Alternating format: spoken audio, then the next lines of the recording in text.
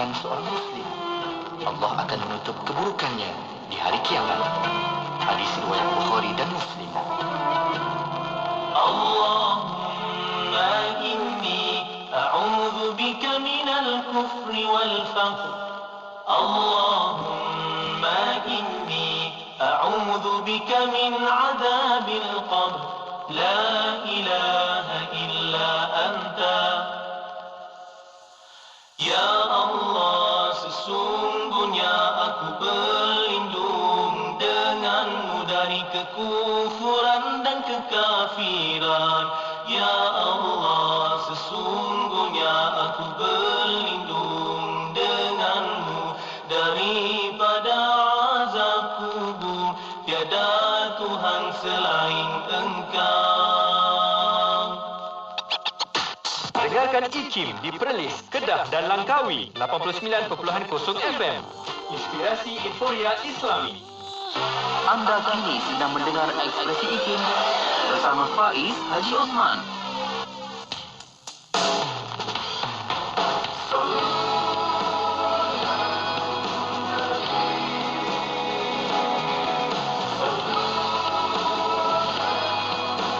Allahumma salli ala Muhammad.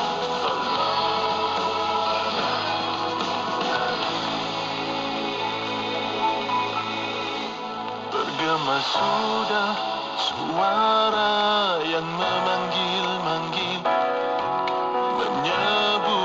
menyeru namamu kekasih, mengharap cinta yang dicari akan diterima. Hanya di Kaulah harapan umat manusia. Syafaatmu ku harapkan untuk terus hidup bahagia. Tiada lagi kerisauan, karena Kau cahaya yang menerang. Nabi Muhammad, Kau cinta agungku. Nabi Muhammad, Ku damai syafaatmu. Nabi Muhammad, Kau pembela umat. Kaulah segalanya.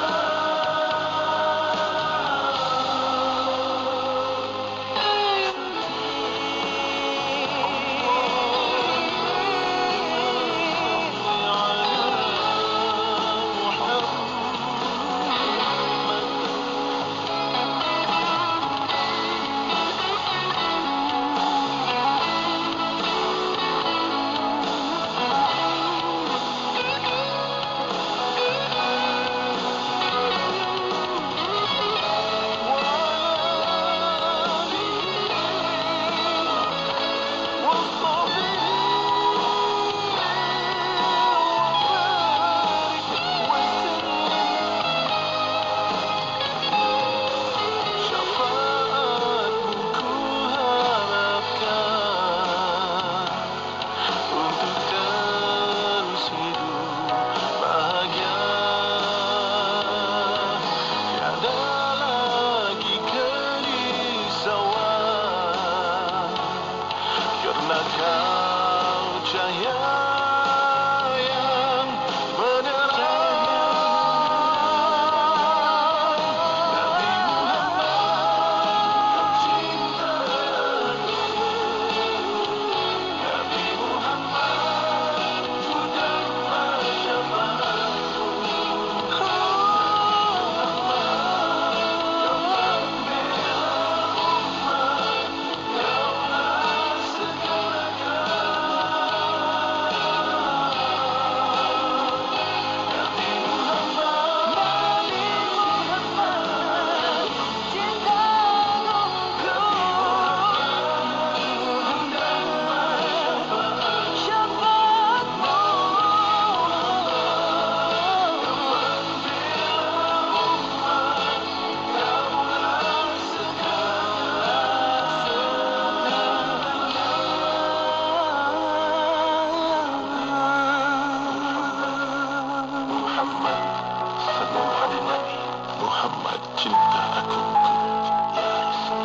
صلوا عليه.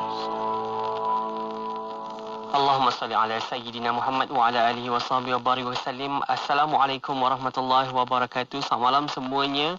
Kembali teman-teman, kan saya Faiz Haji Osman bersiaran kita macam biasa untuk siri Maulid at IKIM, Inspirasi Inforia Islami. Bicara kita pada malam ini, insya-Allah kita nak sambung lagi macam biasa tajuk kita dalam siri Kenali dan Cintai Wanita Syurga Ummahatul Mukminin, dan untuk kita dengarkan sama-sama perkongsiannya bersama dengan Tuan Guru kita dah pun berada atas talian saat ini, Al-Fadil Ustaz Muhadir Haji Jol. Assalamualaikum Ustaz.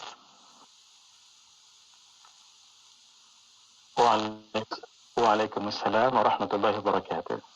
Ustaz sihat Ustaz Sihat Faiz? Alhamdulillah, terima kasih banyak Ustaz untuk kita sambung lagi pengajian ilmu kita, dan pada malam ini kita nak kenali dan cintai wanita syurga Ummahatul Mukminin, Sayyidatina Maimunah binti Al-Harith. Untuk sama-sama kita ikuti pengajiannya. Jadi saya harap anda, rakan-rakan saya, boleh ikuti siaran ini macam biasa. Alhamdulillah. Ikuti siaran kami di Facebook, juga dengarkan siaran di live YouTube kita bawakan pada malam ini, serta anda macam biasalah boleh dengar dekat radio IKIM, Inspirasi Inforia Islami. Dan untuk itu kita nak terus saja bersama dengan Tuan Guru kita Al-Fadil Ustaz Muhadir Haji Jol untuk kita dengarkan kupasannya pada malam ini berkaitan Sayyidatina Maimunah binti Al-Harith. Silakan Ustaz. Baik. Bismillahirrahmanirrahim. بسم الله خير الأسماء والحمد لله ملء كل أرض وسماء والصلاة والسلام على شمس الأنبياء وإمام الأتقياء حبيبنا وعظيمنا وقدوتنا سيدنا ومولانا محمد ابن عبد الله ياسين حبيب الله طه رسول الله الفاتح والخاتم والناصر والهادي إلى الصراط المستقيم وعلى آله وأصحابه حق قدره ومقداره العظيم. خير ما أحييكم به تحية الإسلام وتحية الإسلام السلام. السلام عليكم ورحمة الله وبركاته. ومرحبا بوصية رسول الله صلى الله عليه وآله وصحبه وبارك وسلم. نوينا التعلم والتعليم والتذكر والتذكير والنفع والانتفاع والإفادة والاستفادة والحث على التمسك بكتاب الله وسنة رسوله صلى الله عليه وآله وصحبه وبارك وسلم، والدعاء إلى الهدى والدلالة على الخير إذ ابتغاء وجه الله ومرضاته وقربه وثوابه. الحمد لله.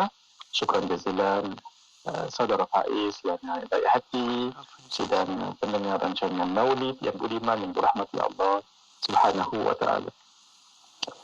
Malam ini insya-Allah kita akan bicarakan isteri baginda Rasulullah sallallahu alaihi wa barakatuh wasallam yang paling akhir dikahwini oleh Sayyidul Wujud baginda Rasulullah sallallahu alaihi wa barakatuh wasallam, yaitu Sayyidatina Maimunah binti Al-Harith. Azwaj Taha durarun 11, Khadijatun ma Hafsatin binti Umar. Isteri-isteri Nabi adalah permata, ada 11 orang, mereka semuanya Khadijah bersama Hafsah binti Umar. Saudatu Aisyah ma' Maimunati wa Zainabun Juwairiyah Safiyati. Saudah Aisyah bersama Maimunah, Zainab, Juwairiyah, Safiyah. Ummu Habibatin wa Ummu Salamah wa bintu Jahshin Zainabun Mutammimah. Ummu Habibah, Ummu Salamah, binti Jahash, itulah Zainab yang menjadi pelengkap. Ammu Sarari arba'un min bainihin, Mariyatun Rayhanatun a'zim bihin. Adapun para hamba ada 4, dan antara mereka yang terkenal adalah Mariyah dan Rayhanah, maka agungkanlah mereka semuanya. Malam ini kita berbicara tentang seseorang yang menjadi tokoh perempuan yang sangat masyhur dengan keutamaannya, dengan nasabnya, dengan kemuliaannya, dengan kefaqihannya. Sayyidatina Maimunah binti Al-Harith. Beliau adalah Sayyidatina Maimunah binti Al-Harith bin Hazan bin Bujair Al-Hilaliyah. Dikatakan nama asal beliau adalah Barrah, kemudian digantikan oleh Rasulullah sallallahu alaihi wasallam dengan Maimunah. Beliau lahir 29 tahun sebelum peristiwa hijrah, iaitu 6 tahun sebelum kelahiran baginda Rasulullah, sebelum masa kenabian, iaitu sebelum Nabi dilantik menjadi Nabi dan Rasul. Sebab itu beliau tahu tentang peristiwa orang Islam berhijrah ke Al-Madinah, dan beliau banyak dipengaruhi oleh peristiwa hijrah itu dengan pengorbanan, dengan kecekalan, dengan kesungguhan dan perjuangan orang Islam ketika itu. Tambah lagi kakaknya yang bernama Ummu Fadl yang telah memeluk Islam lebih dahulu daripada beliau, banyak mempengaruhi kehidupan beliau, yang akhirnya beliau juga nanti masuk agama Islam secara resminya, dan juga beliau berbaiat kepada Rasulullah sallallahu alaihi wasallam di Makkah sebelum hijrah lagi. Jadi bermakna beliau nantinya ketika dikahwini oleh baginda Rasulullah sallallahu alaihi wasallam, beliau telah Islam, tetapi beliau menyembunyikan keislamannya itu. Ibu beliau sangat unik sekali, yang bernama Hind binti Auf binti Zuhair Al-Hilaliyah. Hind ataupun Hindun ini, subhanallah, dikatakan oleh sebahagian sejarawan, inna umma Maimunah Hind binti Aufin kanat tu'rafu bi'adnaha akramu ajuzin fil ardi ashara. Sesungguhnya mak kepada Maimunah, iaitu Hindun binti Auf, itu terkenal dengan beliau itu sebagai seorang tua, maksudnya seorang ibu yang paling mulia di atas muka bumi ini, kerana ashara, punyai menantu-menantu yang hebat-hebat. Kenapa tidak? Di dalam kehidupan beliau punyai paling kurang 6 menantu yang sangat hebat. Pertama sekali, iaitu Sayyidina Abbas bin Abdul Muttalib, pak saudara Nabi, yang berkahwin dengan kakak beliau ataupun adik beliau. Maksudnya adik kepada Sayyidatina Ummu Maimunah yang kita bicarakan sekarang, iaitu Lubabah Al-Kubra binti Al-Harith, iaitu kakak kepada Sayyidatina Maimunah yang kita bicarakan sekarang ini, iaitu mereka seayah dan seibu. Dan akhirnya Lubabah ini nanti akan dipanggil dengan nama Ummul Fadl. Yang kedua, menantu kepada mak kepada Sayyidatina Maimunah adalah Sayyidina Hamzah bin Abdul Muttalib. Siapa tidak kenal? Beliau berkahwin dengan Salma binti Umais, iaitu adik-beradik kepada Sayyidatina Maimunah, tapi seibu. Maksudnya anak kepada Hindun. Jadi menantu Hindun yang kedua hebatnya. Yang ketiga adalah Sayyidina Ja'far bin Abu Talib. Subhanallah. Beliau kahwin dengan Asma binti Umais, iaitu adik-beradik seibu dengan Sayyidatina Maimunah. Kemudian ketika Sayyidina Ja'far syahid dalam perang Mu'tah, Sayyidatina Asma binti Umais dikahwini oleh Sayyidina Abu Bakar As-Siddiq selepas itu. Kan dua orang yang sangat mulia itu, Masya Allah. Bermaksud selain Sayyidina Ja'far bin Abi Talib, yang menjadi menantu beliau juga adalah Sayyidina Abu Bakar Siddiq, subhanallah. Kemudian setelah berkahwin dengan Sayyidina Abu Bakar As-Siddiq, Sayyidatina Asma binti Umais tadi itu kahwin lagi. Setelah berceraya dengan Sayyidina Abu Bakar, kahwin lagi dengan Sayyidina Ali bin Abi Talib. Bermaksud Sayyidina Ali bin Abi Talib juga adalah menantu kepada Hindun. Kemudian menantu kepada Hindun juga yang terkenal adalah Usama bin Al-Hadi Al-Laythi, yang berkahwin dengan Salma binti Umais tadi itu setelah Sayyidina Hamzah syahid dalam perang Uhud. Ini sudah 7 menantu yang mulia. Dan menantu yang mulia dan menantu yang terbaik adalah Sayyidul Wujud baginda Rasulullah sallallahu alaihi wasallam, di mana Hind ada 2 orang anak.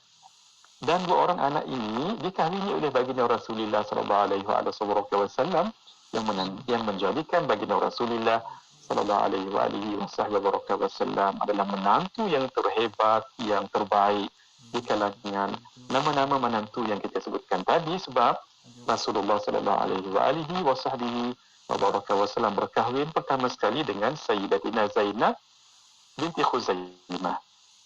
Kita sudah bicarakan tentang beliau. Juga Ummahatul Mukminin, setelah wafat Sayyidatina Zainab, barulah Nabi berkahwin dengan Sayyidatina Maimunah binti Al-Harith yang kita bicarakan sekarang. Sebab itulah mak kepada Sayyidatina Maimunah, iaitu Hind ini ataupun Hindun, digelar sebagai orang yang paling mulia, punyai menantu-menantu yang hebat yang kita sebutkan tadi.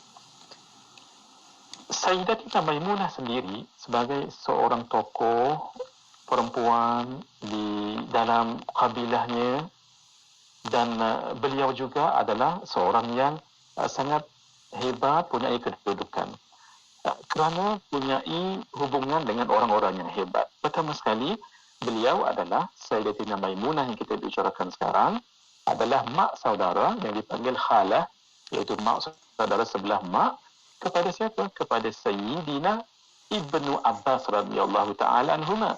Sebab mak kepada Sayyidina Ibnu Abbas, iaitu Ummu Fadl, bukankah tadi suami kepada ayahnya, iaitu Abbas bin Abdul Muttalib? Masya Allah. Jadi Sayyidina Ibnu Abbas itu menjadi anak saudara kepada Sayyidatina Maimunah. Yang kedua, beliau juga adalah mak saudara kepada Sayyidina Khalid bin Al-Walid bin Al-Mughirah. Kita tahu Al-Walid ibn Al-Mughirah adalah pembesar Quraisy yang sangat terkenal. Anak beliau iaitu Khalid. Khalid, mak beliau adalah Lubabah As-Sughra. Lubabah As-Sughra adalah adik ataupun kakak kepada Sayyidatina Maimunah. Jadi Sayyidina Ibnu Abbas radhiyallahu ta'ala anhuma, Sayyidina Khalid ibn Walid, kedua-duanya adalah anak saudara kepada siapa? Kepada Sayyidatina Maimunah radhiyallahu ta'ala anha. Sayyidatina Maimunah juga adalah ipar kepada Sayyidina Ja'far bin Abi Talib, yang mana Sayyidina Ja'far bin Abi Talib berkahwin dengan Asma binti Umais, iaitu adik seibu kepada Sayyidatina Maimunah. Subhanallah hadirin, nak menunjukkan beliau daripada nasab yang sangat mulia, juga punyai orang-orang, hubungan dengan orang-orang yang mulia, dan yang paling mulia adalah baginda Rasulullah sallallahu alaihi wasallam yang nantinya beliau berkahwin dengan baginda Rasulullah sallallahu alaihi wasallam. Sebelum itu, Sayyidatina Maimunah pernah berkahwin 2 kali. Sebelum Islam, beliau berkahwin dengan Mas'ud ibn Amr Al-Thaqafi, tetapi bercerai. Bagaimana kisah dia? Ketika sebelum masuk Islam dahulu, berkahwin dengan Mas'ud ini tadi. Dalam masa yang sama, Sayyidatina Maimunah selalu berulang-alik ke rumah kakaknya Ummu Fadl. Dan Sayyidatina Ummu Fadl ketika itu sudah Islam. Sebab itu Sayyidatina Maimunah yang ketika itu belum Islam selalu dengar apa yang diceritakan oleh kakaknya tentang Islam begini dan sebagainya. Dan ketika orang Islam menang dalam perang Badar dan perang Uhud, itu berlaku di mana ni? Di Madinah. Ketika itu Sayyidatina Maimunah masih berada di bumi Makkah. Jadi ketika menang orang Islam dalam perang Uhud dan perang Badar dulu barulah Uhud, jadi itu menimbulkan sesuatu yang kesan yang mendalam dalam hati Sayyidatina Maimunah ketika itu. Tambah lagi ketika orang Islam menang dalam perang Khaybar, itu lebih gembira lagi Sayyidatina Maimunah yang ketika itu belum Islam. Lalu kegembiraannya itu diceritakan kepada suaminya yang belum Islam, iaitu Mas'ud tadi itu. Ingatkan, Mas'ud tadi bergembira, rupanya tidak, sebab Mas'ud tadi adalah orang yang memusuhi Islam ketika itu. Masya Allah. Lalu akhirnya ketika di rumah bertengkar keduanya suami isteri, dan akhirnya Mas'ud tadi suaminya bukan suka pun dengan kemenangan orang Islam. Sebaliknya, Sayyidatina Maimunah ketika itu yang belum Islam suka, jadi tak ngam keduanya, akhirnya bertengkar dan membawa kepada perceraian. Sebab itulah selepas itu beliau keluar daripada rumahnya, dicerai oleh suaminya ketika berumur 26 tahun, lalu menetap di rumah kakaknya Ummu Fadl. Selepas itu beliau kahwin lagi, Sayyidatina Maimunah kahwin lagi dengan Abu Roham ataupun Roham bin Abdul Uzza. Tetapi suaminya ini meninggal dunia. Jadilah beliau janda lagi untuk kali yang kedua. Kisah berkahwin dengan baginda Rasulullah sallallahu alaihi wasallam pada tahun 7 Hijriah. Kita akan sambung insya-Allah selepas ini dengan izin Allah Subhanahu wa taala. Hadza wa billahi taufiq.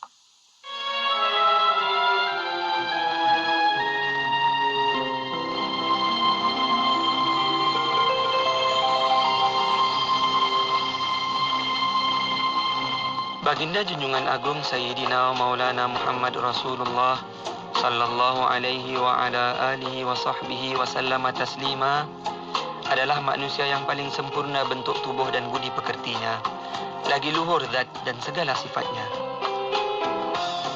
Baginda adalah seorang insan yang sangat pemalu dan rendah hati. Baginda membaiki sendiri sandalnya, menampal pakaiannya, dan memerah susu dari kambingnya. Baginda melayani keluarganya dengan perilaku yang baik. Baginda mencintai fakir miskin, duduk bersama mereka, menjenguk orang-orang sakit di kalangan mereka, mengiringi jenazah mereka, tidak menghina orang fakir, dan sama sekali tidak membiarkannya fakir. Baginda menerima permintaan maaf dan tidak bertemu seseorang dengan sesuatu yang tidak disukainya. Baginda berjalan dengan janda-janda dan hamba sahaya. Baginda tidak gentar kepada raja-raja. Marah dan redhonya baginda itu semata-mata kerana Allah Ta'ala jua. Baginda berjalan di belakang para sahabatnya dan bersabda, "Kosongkanlah belakangku untuk malaikat ruhaniyah." Baginda mengendarai unta, kuda, bagal dan keldai yang dihadiahkan oleh sebahagian raja kepadanya. Junjungan baginda Nabi kita sallallahu alaihi wasallam mengikat batu mengalas perutnya kerana lapar. Padahal kunci-kunci perbendaharaan bumi telah dikurnia kepadanya. Gunung Ganang merayunya untuk menjadi emas baginya, namun baginda menolak. Baginda menyedikitkan hal-hal keduniaan. Dirinya memulai salam kepada orang yang bertemu dengannya. Baginda memanjangkan solat Jumaat dan memendekkan khutbahnya. Baginda menjaga hati orang-orang mulia dan menghormati orang-orang yang berkelebihan. Baginda bergurau tetapi tidak mengatakan kecuali yang benar, yang disukai oleh Allah Ta'ala. Petikan tadi telah disunting dari kitab Iqdul Jauhar fi Maulidin Nabiyil Azhar sallallahu alaihi wasallam karya Al-Imam As-Sayyid Ja'far bin Hasan Al-Barzanji Al-Madani radhiyallahu anhu.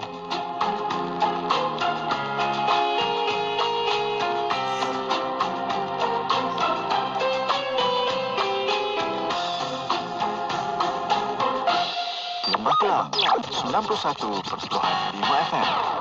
Terima kasih banyak. Terus setia bersama di IKIM Inspirasi Inforia Islami untuk sama-sama kita ikuti pada malam ini pengajian ilmu kita dalam siri Kenali dan Cintai Wanita Syurga Ummahatul Mukminin, dan pada malam ini kita dah pun dengarkan awal tadi perbincangan perkongsian daripada Al-Fadhil Ustaz Muhadir Haji Joel dalam bicara kita berkaitan dengan Sayyidatina Maimunah binti Al-Harith, dan insyaAllah kita nak sambung lagi siri kita pada malam ini. Anda macam biasa boleh tonton siaran ini di Facebook Live kita, di YouTube Live juga ada, dan pastinya dekat radio kami IKIM Inspirasi Inforia Islami. Silakan Ustaz untuk sambungan bicara kita pada malam ini.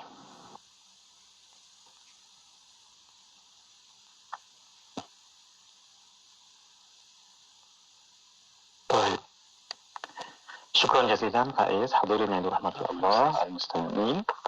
Kita tahu pada 6 Hijriyah, Nabi SAW bersama dengan sekumpulan orang-orang Islam bercadang untuk melakukan umrah dan masuk ke bumi Makkah. Tetapi ketika itu dihalang oleh pembesar-pembesar dan orang-orang musyrikin. Lalu berlakulah yang disebut dengan perjanjian Hudaibiyah. Tuan-tuan tahu perjanjian Hudaibiyah ini menuntut untuk ditunda umrah pada tahun 6 Hijriah itu, tetapi boleh mengerjakannya pada tahun hadapan, iaitu pada 7 Hijriah. Pada 7 Hijriah inilah baginda Nabi SAW dan sekumpulan orang Islam yang lain buat umrah, masuk Makkah dan tinggal 3 hari di situ untuk melakukan umratul qada, iaitu umrah qada yang sepatutnya dilakukan pada 6 Hijriah dahulu. Ketika itu Sayyidatina Maimunah telah masuk Islam, tetapi menyembunyikan keislamannya. Sebab keadaan Makkah ketika itu belum sesuai untuk dizahirkan keislaman. Dalam pada itu beliau menjanda, maksudnya jadi janda sebab 2 kali sudah berkahwin dengan suami yang kedua itu telah wafat. Ini menjadikan Sayyidina Abbas bin Abdul Muttalib inginkan seseorang untuk menjadi penyeri hidup kepada Sayyidatina Maimunah ini.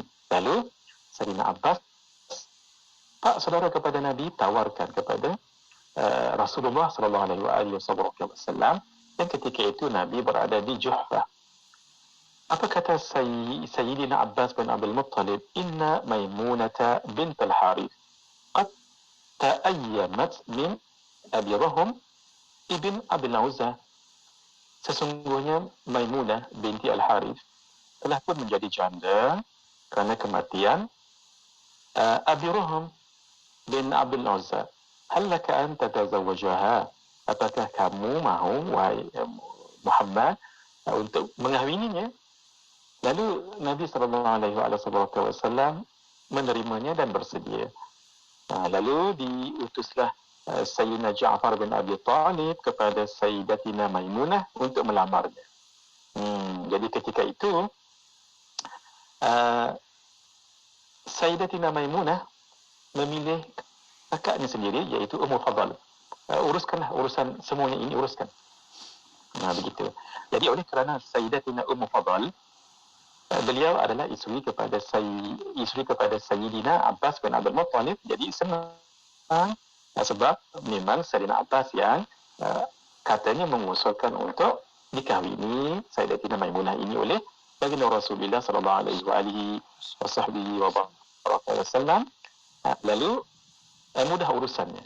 Jadi jadilah perkahwinan itu dan Sayyidina Abbas bin Abdul Muttalib, beliau yang menguruskan perkahwinan itu dan diberi mahar kepada Sayyidatina Maimunah dengan 400 dirham. Ada juga yang riwayat menyebutkan Sayyidatina Maimunah sendiri yang menawarkan diri untuk menjadi isteri baginda Rasulullah.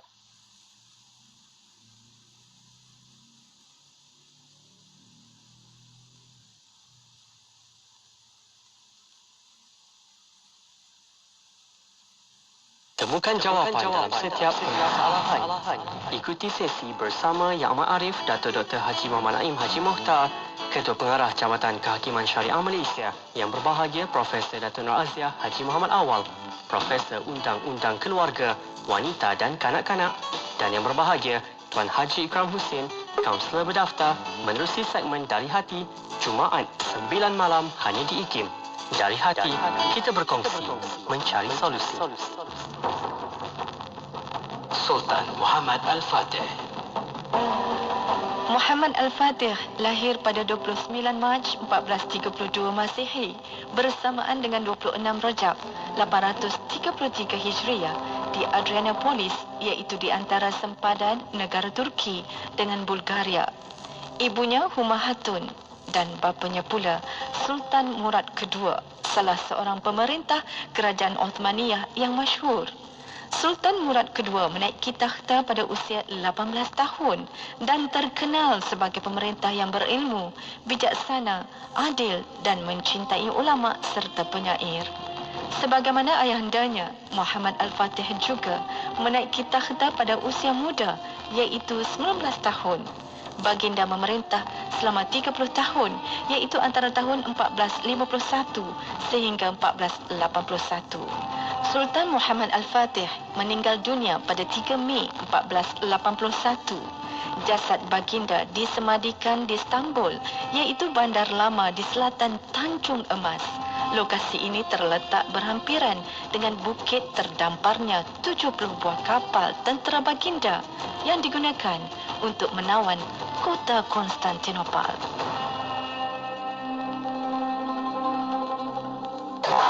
Johor Bahru 106.2 FM. Kepada warga negara Malaysia yang berkelayakan, anda dijemput untuk mengisi kekosongan jawatan sebagai juruaudit atau ketua pegawai unit audit dalam grade W48 di Institut Kefahaman Islam Malaysia. Berumur tidak kurang daripada 35 tahun, memiliki ijazah sarjana muda kepujian perakaunan yang diiktiraf oleh IKIM daripada universiti-universiti awam atau kelayakan yang diiktiraf setaraf dengannya, serta berdaftar dengan Ahli Institut Accountant Malaysia MIA. Antara bidang dan tanggungjawab merancang dan melaksanakan audit di IKIM dengan menyediakan pelan audit tahunan merangkumi audit pengurusan, kewangan, prestasi dan pengauditan khas yang ditetapkan oleh Jawatan Kuasa Akaun dan Audit dan Lembaga Pengarah IKIM. Kemukakan permohonan anda kepada unit modal insan atau hubungi 03-6204-6374. Tarikh tutup permohonan sebelum atau pada 22 Januari 2021. Nuraisa, Nuraisa, kosmetik mesra wuduk Nuraisa. Nuraisa, Nuraisa, kosmetik mesra wuduk Nuraisa. Nuraisa, Nuraisa, Nuraisa, makeup mudah dibersihkan. Pilihan ramai wanita, kosmetik mesra wuduk Nuraisa. Ramai wanita, kosmetik mesra wuduk Nuraisa. Apa sah? Nuraisa! Buku baharu terbitan IKIM bertajuk Ahmad Ibrahim, Safiah Pemikiran, Sumbangan dan Ilmiah, mengisahkan kehidupan almarhum Profesor Ahmad bin Muhammad Ibrahim yang berkredibiliti, prolifik dan hebat dalam dunia perendangan Islam di Malaysia. Sumbangan ilmiah almarhum telah dibincangkan dalam pelbagai sudut, termasuk perbandingan pemikiran, keuangan dan perbankan, takaful, undang-undang murtad, keluarga, komersial, jenayah syariah dan wakaf. Hasil tulisan termasuk anak beliau sendiri, rakan-rakan seperjuangan dan bekas pelajar beliau yang amat mengenali kepribadian dan mengagumi pemikiran almarhum. Jom dapatkan segera buku ini dengan tawaran diskaun menarik di www.ikimniaga.my atau hubungi Unit Pembangunan Ekonomi dan Pemasaran di talian 03-6204-6389 atau 03-6204-6388. Dapatkan sekarang. Kuala Terengganu 100.2 FM. Terima kasih untuk anda yang terus setia bersama di IKIM Inspirasi Inforia Islami. Mohon maaf atas gangguan siaran sebentar tadi dan insyaAllah kita masih lagi bersiaran bersama-sama dengan Tuan Guru kita Al-Fadhil Ustaz Muhadir Haji Joel atas talian saat ini untuk kita sambung lagi pengajian ilmu kita dalam siri Kenali dan Cintai Wanita Syurga Ummahatul Mukminin Sayyidatina Maimunah binti Al-Harith. Saya harap Ustaz dapat bersama-sama untuk sambung lagi pengajian kita pada malam ni, Ustaz.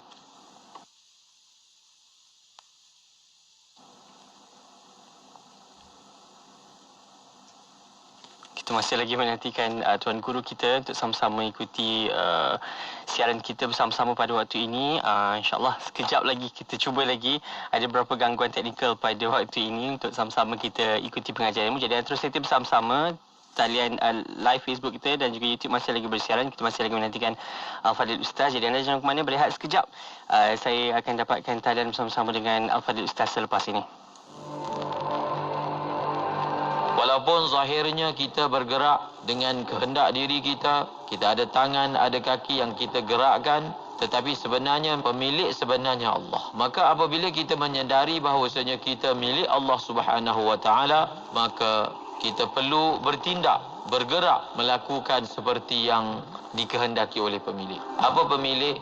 kehendaki daripada mata kita, daripada telinga kita, kaki kita, maka seperti itulah yang kita lakukan. Dan seterusnya, seseorang itu dia tidak akan bersifat lupa diri, namun dia menyadari bukanlah atas kapasiti dirinya sendiri sebenarnya segi hakikat, tapi semuanya adalah ada pemilik tunggal yang hakiki, iaitu Allah. Dan pemilik itu boleh sahaja bila-bila masa kalau dia nak tambah, dia tambah. Dan bila-bila masa kalau dia ingin menarik kesemuanya, dia boleh melakukan. Terus dengarkan Tahsinul Ibadah setiap hari Khamis pada pukul 10 pagi hanya di IKIM Inspirasi Inforia Islami. Ya, dengarkan kami di IKIM Inspirasi Inforia Islami. Kita terus sambung pengajian ilmu kita pada malam ini bersama dengan Tuan Guru kita Al-Fadhil Ustaz Muhadir Haji Jul. Silakan Ustaz.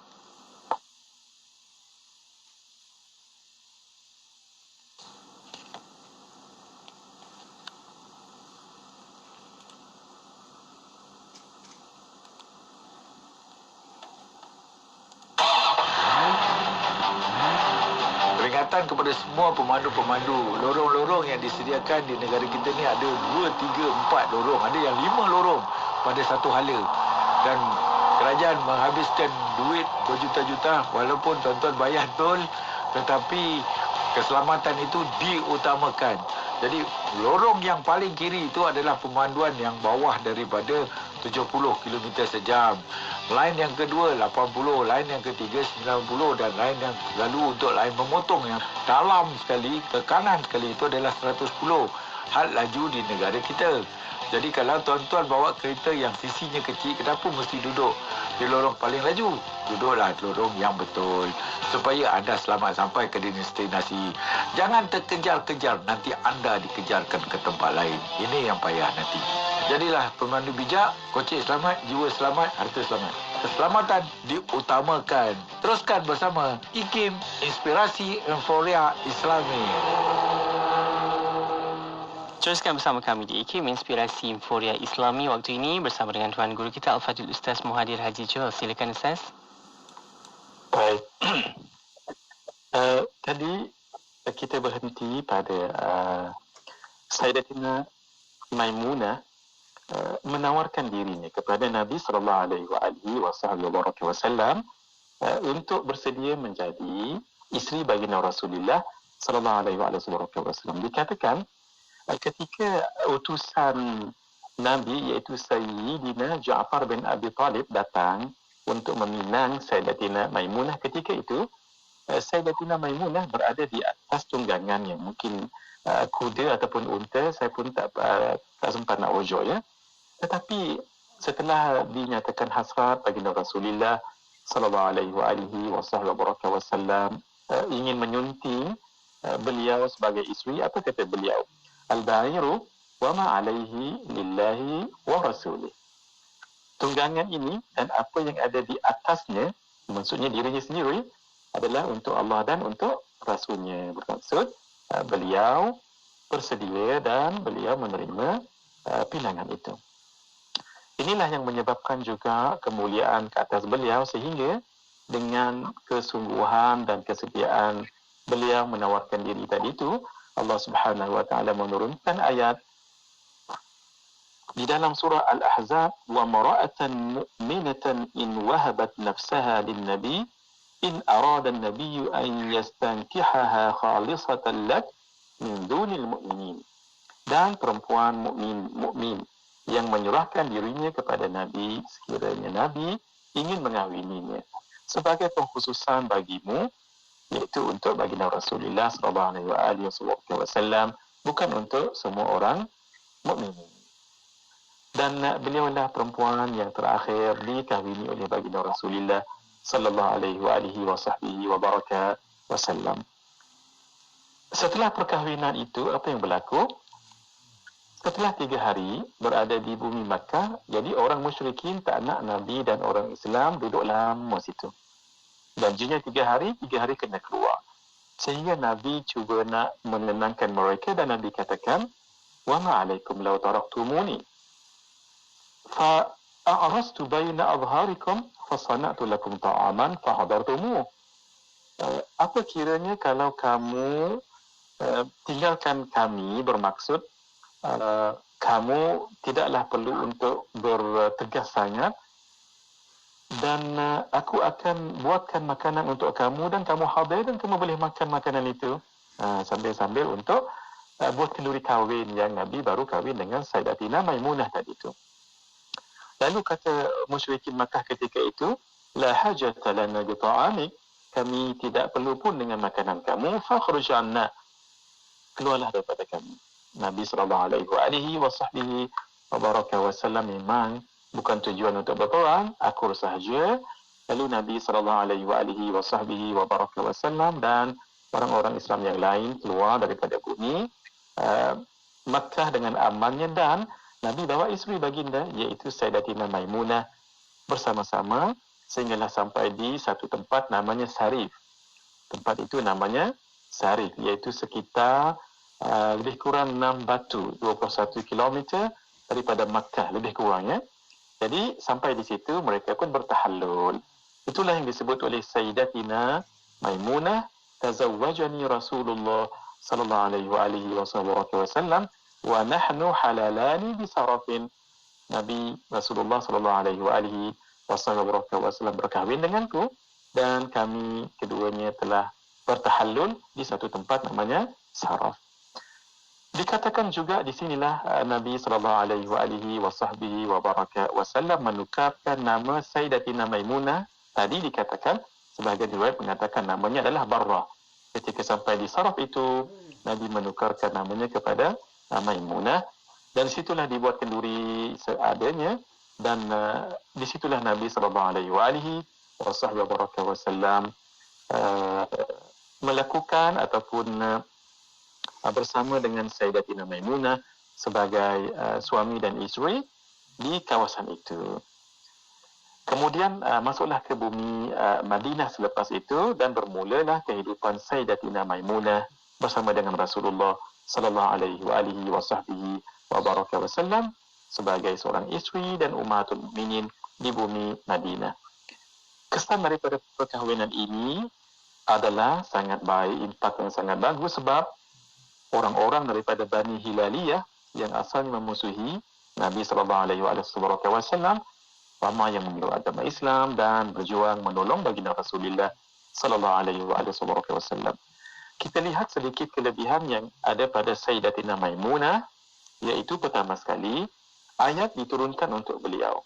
Ini adalah suatu kemuliaan sebab Allah Subhanahu wa taala menurunkan ayat yang kita bacakan tadi kepada Sayyidatina Maimunah di atas kesediaan beliau untuk menawarkan diri menjadi isteri baginda Rasulullah sallallahu alaihi wasallam. Itu yang pertama. Yang kedua, keimanan beliau dan keimanan adik-beradik beliau malah diakui oleh baginda Rasulullah sallallahu alaihi wasallam. Ketika Nabi mengatakan al-akhawatu mu'minatun, perempuan-perempuan beriman yang bersaudara, siapa mereka? Maimunatu zawjun Nabi, iaitu Maimunah isteri Nabi. Wa Ummul Fadli bintul Harith, iaitu Ummul Fadl bintul Harith, kakaknya. Wa Salma imra'atu Hamzah, iaitu Salma isteri kepada Sayyidina Hamzah. Wa Asma bintu Umais, dan Asma binti Umais hiya ukhtuhunna li ummihinna, mereka itu adalah adik-beradik mereka dengan satu ibu mereka. Dan yang menunjukkan keimanan Sayyidatina Maimunah ini sangat mantap, malah diperakui oleh Nabi sallallahu alaihi wasallam, malah selepas kewafatan baginda Rasulullah sallallahu alaihi wasallam tetap beliau pegang ajaran Islam dengan bersungguh-sungguh dan sangat berpegang kepada ajaran dan hukum hakam Islam itu, sehingga pernah diceritakan ada sanak saudara beliau iaitu Sayyidatina Maimunah yang datang ke rumah beliau. Ketika itu Sayyidatina Maimunah mencium seperti bau arak. Lalu apa kata beliau? La in lam takhruj ila al-muslimin fayajlidunaka la tadkhul alayya abada.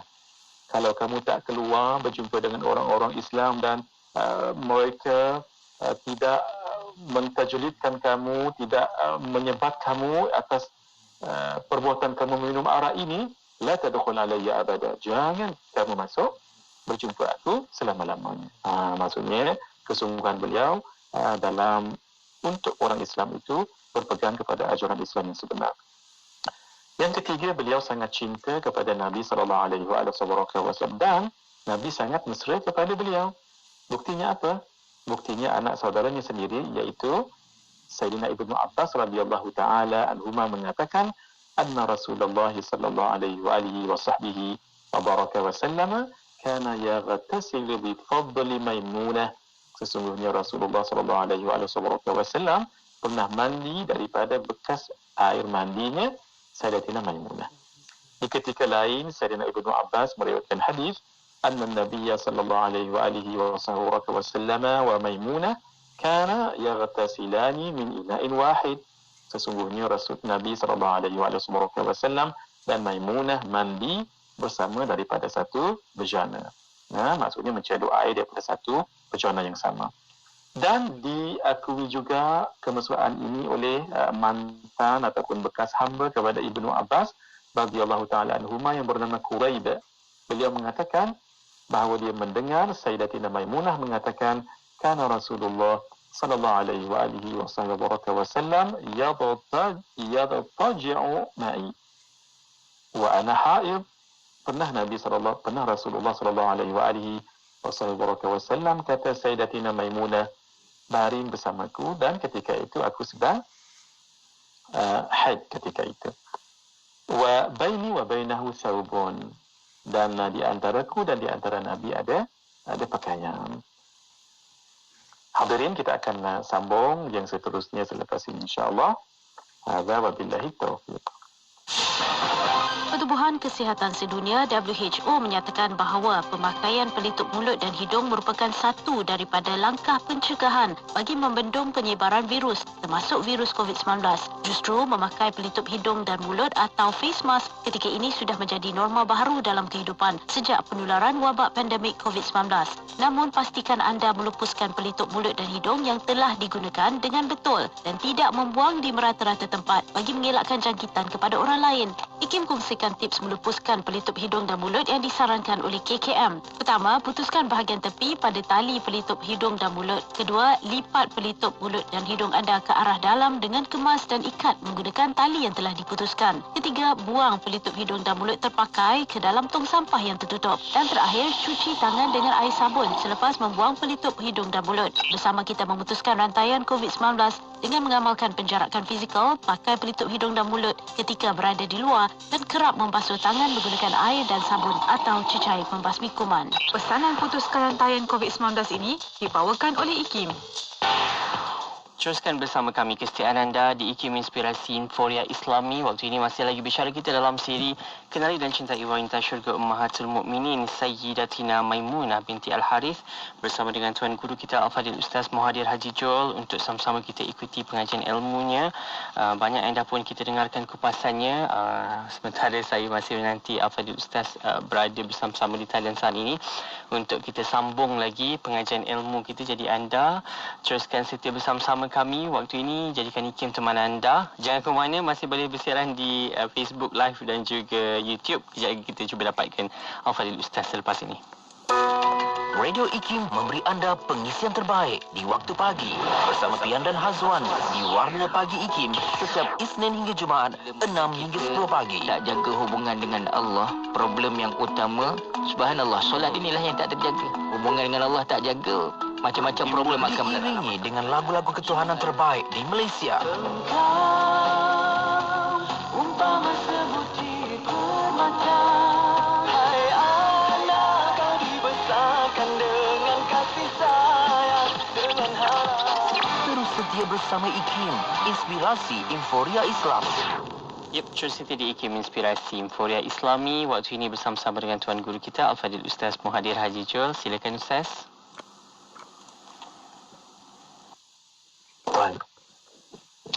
Bismillahirrahmanirrahim. Hadirin, Sayyidatina Maimunah sangat cinta kepada Nabi dan Nabi pun sangat sayang kepada beliau. Sayyidina Ibnu Abbas mengatakan anna Rasulullah sallallahu alaihi wasallam kana yaghtasil bi fadli Maimunah. Sesungguhnya Rasulullah sallallahu alaihi wasallam pernah mandi daripada bekas air mandinya Maimunah. Di ketika lain Sayyidina Ibnu Abbas mengatakan anna Nabiyya sallallahu alaihi wasallam wa Maimunah kana yaghtasilani min ina'in wahid. Sesungguhnya Nabi sallallahu alaihi wasallam dan Sayyidatina Maimunah pernah mandi dalam satu bejana, bermaksud sama-sama cedok air daripada tempat yang satu. Di ketika yang lain Sayyidina Quraib, iaitu bekas hamba kepada Sayyidina Ibnu Abbas radhiyallahu taala anhuma, beliau pernah mengatakan bahawa beliau mendengar Sayyidatina Maimunah mengatakan kana Rasulullah sallallahu alaihi wasallam yadtaji'u ma'i wa ana haid. Nabi pernah baring bersama denganku sedangkan ketika itu aku sedang haid. Wa baini wa bainahu thawbun, dan ada selembar kain di antaraku dengan antara Nabi sallallahu alaihi wasallam, bermaksud mesranya Nabi dengan Sayyidatina Maimunah. Yang keempat, kelebihan Sayyidatina Maimunah sangat menjaga hubungan silaturahim. Ini diakui oleh Sayyidatina Aisyah radhiyallahu taala anha. Sayyidatina Aisyah pernah mengatakan annaha kanat min atqana lillah wa awsalina lirrahim. Demi Allah, sesungguhnya Maimunah adalah orang yang paling bertakwa di antara kami dan orang yang paling banyak bersilaturahim. Ini diakui oleh Sayyidatina Aisyah radhiyallahu taala anha. Diriwayatkan oleh Al-Imam Al-Hakim dalam Al-Mustadraknya. Di samping itu Sayyidatina Maimunah terkenal dengan orang yang sangat berilmu, malah beliau seorang yang sangat faqih, iaitu yang faqih yang sangat mendalam ilmu fiqahnya, punyai malakah fiqhiyah yang sangat luar biasa. Dalam keilmuan dilihat dari segi periwayatan hadis, beliau meriwayatkan hadis 76 buah hadis daripada Nabi sallallahu alaihi wasallam. 13 hadis ada di dalam Sahih Al-Bukhari dan di dalam Sahih Muslim. Hadis yang diriwayatkan oleh beliau yang menjadi muttafaqun alaih adalah 7 buah hadis. Nah, kemudian murid-murid beliau juga sebahagiannya meriwayatkan hadis daripada beliau kerana banyaknya hadis yang diriwayatkan oleh Sayyidatina Maimunah selain daripada Sayyidatina Aisyah radhiyallahu taala anha dan Sayyidatina Ummu Salamah. Kedua-duanya sudah kita bicarakan dalam perbicaraan yang dahulu. Bagaimana yang menunjukkan kefaqihan, kedalaman ilmu beliau di dalam tauhid, di dalam fiqh, ini diceritakan oleh Sayyidina Ibnu Abbas, anak saudara beliau sendiri. Apa kata beliau? Ada seorang perempuan yang sakit lalu bernazar, kalau sembuh dia akan solat di Baitul Maqdis, iaitu di Palestin, jauh tu, satu bulan perjalanan daripada Makkah. Daripada Makkah nak sampai ke situ tu 1 bulan perjalanan. Lebih kurang juga kalau daripada Madinah. Apa yang berlaku, sebuah perempuan tadi itu, lalu dia pun bersiap untuk berangkat pergi ke Baitul Maqdis. Ketika itu didengar oleh Sayyidatina Maimunah ketika itu. Nah, lalu Sayyidatina Maimunah berjumpa dengannya dan memberi salam, dia jawab salam, dan perempuan tadi itu pun bagi tahu apa hajatnya nak berangkat ke Baitul Maqdis untuk menunaikan nazarnya tadi. Nazarnya sakit dah, sembuh dah. Lalu kata Sayyidatina Maimunah menenangkannya, duduklah dan makanlah apa yang kamu masak. Jadi cukuplah kamu solat di Masjid Nabi sahaja. Tidak perlulah untuk pergi ke Masjid Al-Aqsa di Baitul Maqdis itu yang kamu nazarkan, sebab aku mendengar Nabi sallallahu alaihi wasallam menyebutkan salatun fihi afdalu min alfi salatin fima siwahu min al-masajid illa Masjid Al-Ka'bah. Solat di masjid ini, iaitu Masjid Nabawi, lebih afdal 1000 kali daripada solat di masjid lainnya, kecuali masjid yang ada Kaabah, iaitu di Al-Masjidil Haram. Kelebihan yang lain, Sayyidatina Maimunah sangat suka melakukan kebaikan. Pernah sekali Nabi jumpa Sayyidatina Maimunah dan beliau bagi tahu yang beliau telah pun memerdekakan hamba miliknya tanpa izin daripada Nabi. Nabi menyetujuinya, cuma Nabi katakan, walau wasalti ba'da akhwalik kana a'zama li ajrik. Cuma kalau kamu berikan hamba tadi itu kepada sebahagian apa saudaramu, iaitu keluargamu daripada Bani Hilal, tentu pahalanya lebih besar lagi. Beliau, antara kelebihan yang ketujuh adalah perempuan yang terakhir dikahwini oleh baginda Rasulullah SAW. Punya rahsianya di situ. Dan keistimewaan yang ke-8, dan inilah yang terakhir yang sempat untuk kita bicarakan pada masa malam ini, adalah beliau menjadi isteri baginda Rasulullah SAW.